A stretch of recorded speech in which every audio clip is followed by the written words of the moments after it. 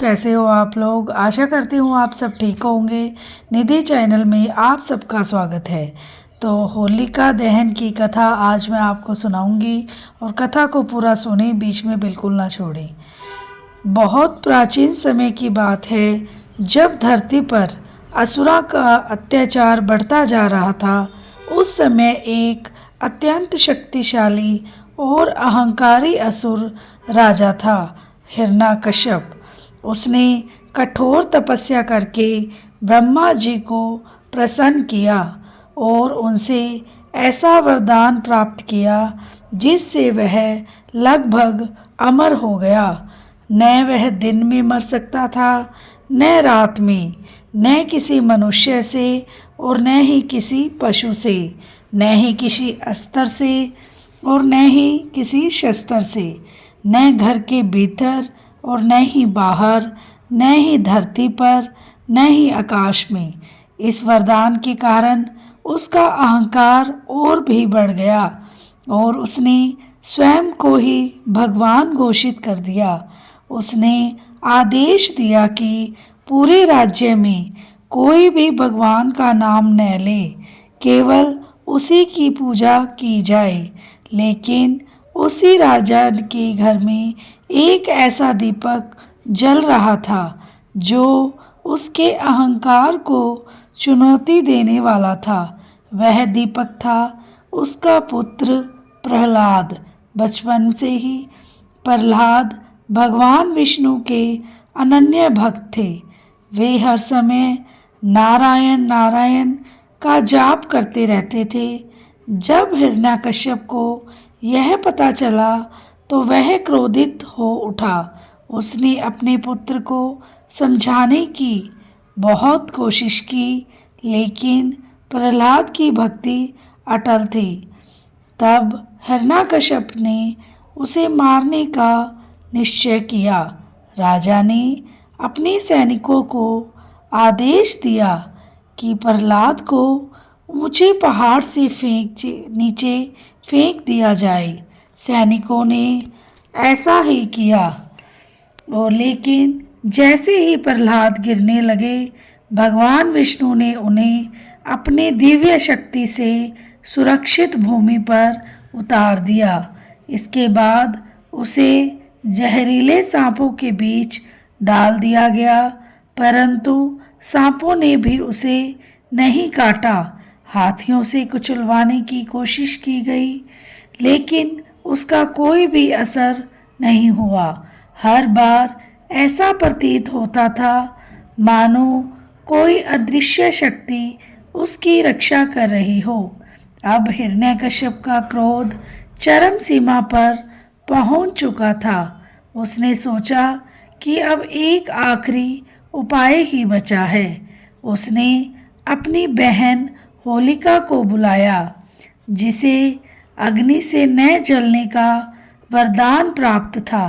योजना यह बनाई गई कि होलिका प्रहलाद को गोद में लेकर अग्नि में बैठ जाए, जिससे प्रहलाद जलकर भस्म हो जाए और होलिका सुरक्षित बाहर निकल आए। निर्धारित दिन पर एक विशाल अग्नि प्रज्वलित की गई। पूरे राज्य में यह दृश्य देखने के लिए लोग इकट्ठा हो गए। होलिका ने प्रहलाद को अपनी गोद में लिया और अग्नि में बैठ गई। प्रहलाद अपनी आंखें बंद करके भगवान विष्णु का नाम जपते रहे। जैसे जैसे अग्नि की लपटें बढ़ती जा रही थी, एक अद्भुत चमत्कार हुआ। जिस होलिका को वरदान था वही अग्नि में जलने लगी और जो बालक बिना किसी रक्षा के था वह सुरक्षित बाहर निकल आया। भगवान विष्णु की कृपा से प्रहलाद को कोई हानि नहीं हुई, जबकि होलिका भस्म हो गई। यह दृश्य देखकर पूरे राज्य में हाहाकार मच गया। यह स्पष्ट हो गया कि सच्ची भक्ति और साहित्य की शक्ति सबसे बड़ी होती है। लेकिन हिरण्यकश्यप का अहंकार अभी भी समाप्त नहीं हुआ। वह और भी क्रोधित हो उठा और उसने प्रहलाद को अपने सामने बुलाया। उसने पूछा, तुम्हारा भगवान कहाँ है? प्रहलाद ने शांत स्वर में उत्तर दिया, भगवान हर जगह है। हिरण्यकश्यप ने क्रोध में आकर एक खंबे की ओर इशारा किया और पूछा, क्या इस खंबे में भी है? प्रहलाद ने कहा, हाँ, वह यहाँ भी है। इतना सुनते ही हिरण्यकश्यप ने उस खंबे पर प्रहार किया। तभी उस खंबे में से भयानक रूप प्रकट हुआ। वह रूप था नरसिंह का, जो न पूर्ण रूप से मनुष्य थे और न ही पशु। उन्होंने हिरण्यकश्यप को संध्या समय, मतलब ना दिन ना रात, राजमहल के द्वार पर, ना अंदर ना बाहर, अपनी गोद में, ना धरती पर और ना आकाश में बैठकर अपने नखों से उसका वध कर दिया। ना अस्त्र और ना शस्त्र का उपयोग किया। इस प्रकार ब्रह्मा जी के वरदान की सभी शर्तें पूरी हो गई और अत्याचारी राजा का अंत हो गया। इसके बाद भगवान नरसिंह ने प्रहलाद को आशीर्वाद दिया और उसे धर्म और सत्य के मार्ग पर चलने का आदेश दिया। प्रहलाद ने अपने पिता के अत्याचारों के बावजूद उनके प्रति कोई द्वेष नहीं रखा और पूरे राज्य में प्रेम, शांति और धर्म की स्थापना की। इसी घटना की स्मृति में हर वर्ष से एक दिन पहले होलिका दहन किया जाता है। इस दिन लोग लकड़ियों और उपलों का ढेर लगाकर अग्नि प्रज्वलित करते हैं और उसमें अपनी बुराइयों, अहंकार और नकारात्मकता को जलाने का संकल्प लेते हैं। यह त्यौहार हमें सिखाता है कि चाहे परिस्थितियाँ कितनी भी कठिन क्यों न हो, यदि हमारी आस्था सच्ची है तो भगवान हमेशा हमारी रक्षा करते हैं और अंततः सत्य की विजय होती है।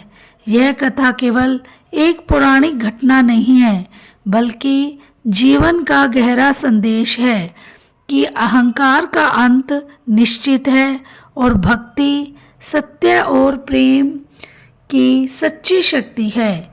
यही कारण है कि आज भी जब होलिका दहन की अग्नि प्रज्वलित होती है तो हर व्यक्ति के मन में एक नई आशा और नया विश्वास जागता है कि बुराई चाहे कितनी भी शक्तिशाली क्यों ना हो, अंत में अच्छाई की जीत होती है। बोलो श्री विष्णु भगवान की जय हो, प्रहलाद भगत की जय हो। और थोड़ा सा कीर्तन अवश्य करना चाहिए। श्रीमन नारायण नारायण नारायण, भजमन नारायण नारायण नारायण, जपमन नारायण नारायण नारायण, लक्ष्मी नारायण नारायण नारायण, श्रीमन नारायण नारायण नारायण, भजमन नारायण नारायण नारायण, जपमन नारायण नारायण नारायण, भजमन नारायण नारायण नारायण, लक्ष्मी नारायण नारायण नारायण, श्रीमन नारायण नारायण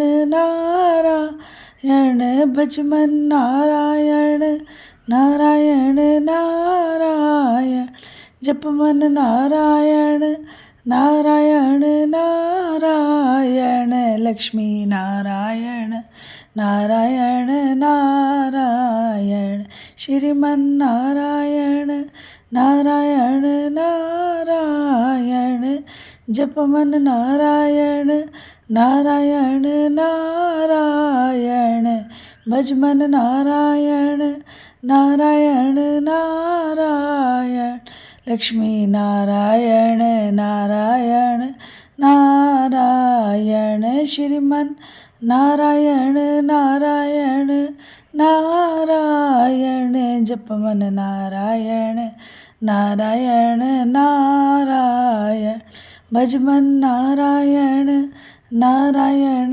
नारायण श्रीमन नारायण नारायण नारायण। बोलो श्री विष्णु भगवान की जय हो। मिलते हैं नेक्स्ट वीडियो में नेक्स्ट अध्याय के साथ। वीडियो को लाइक, चैनल को सब्सक्राइब ज़रूर कर लें और बेल आइकन को ज़रूर प्रेस करें ताकि मेरी वीडियो की नोटिफिकेशन आपके पास सबसे पहले पहुंचे। राधे राधे।